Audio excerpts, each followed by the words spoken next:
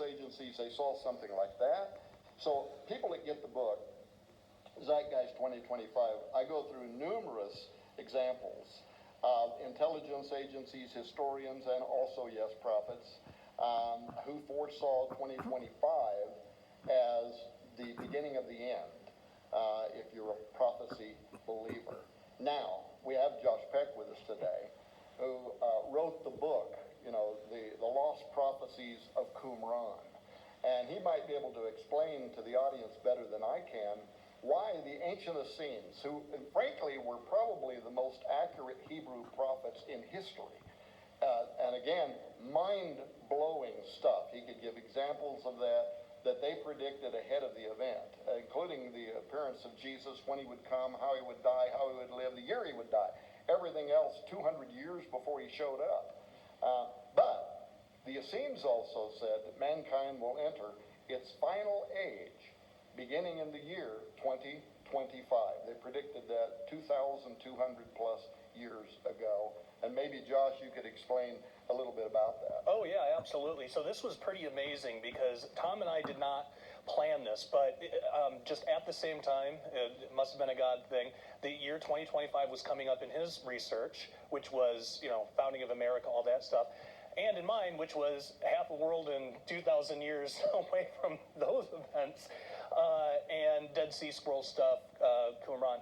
So basically, what we have is a third group that a lot of people don't know about during the time of Christ, of Jewish people. We know about Pharisees and Sadducees. A lot of people haven't heard of the Essenes. These were typically the people in the Gospels that accepted Jesus real quickly. Sometimes there's these accounts in the Gospels where you have these people that'll argue with Jesus like constantly, and no matter what he says, these people cannot be convinced. And then there's other times where he just walks into a town and hundreds of people fall down and worship.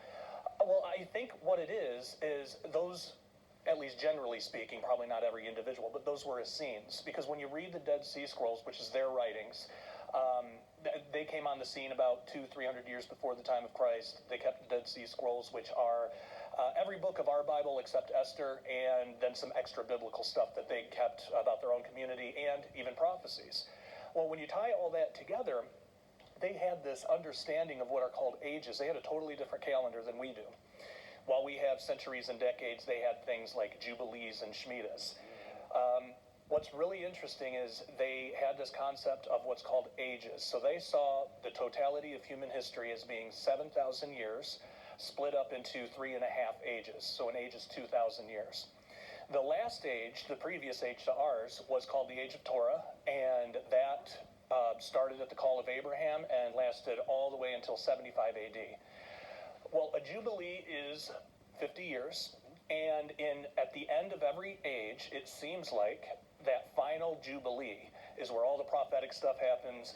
So think about the final Jubilee, the final 50 years of the Age of Torah, which would have been from 25 AD to 75 AD. So in that 50-year period, you have everything Jesus did in his earthly ministry.